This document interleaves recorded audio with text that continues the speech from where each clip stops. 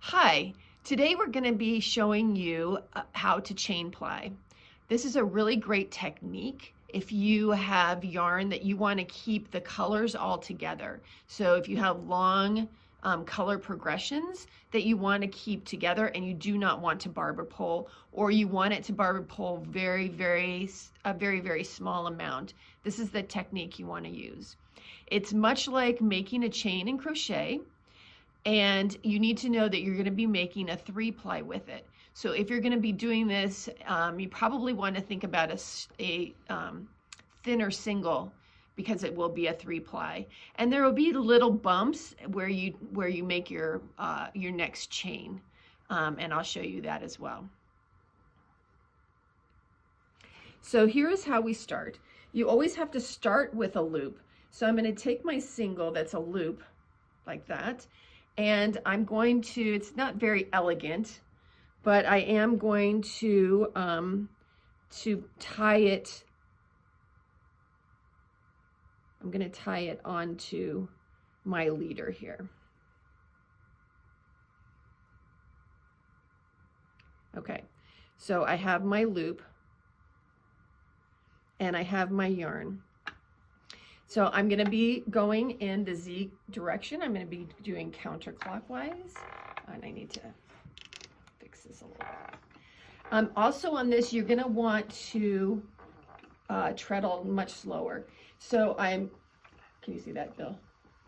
So I just made a chain, and here's the next one. Oops. Here's the next one. I'm leaving the hole and I'm pulling this through and I'm doing the next one. See what I mean about having to go a little bit slower? Make your feet slow down.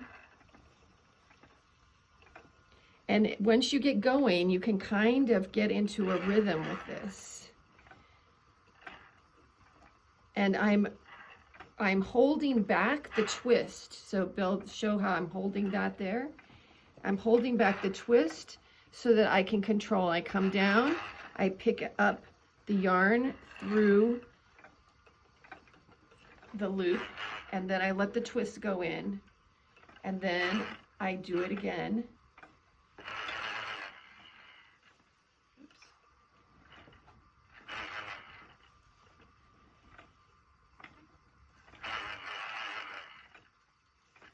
Bill's helping me tape this, and apparently I can't talk and think about this at the same time.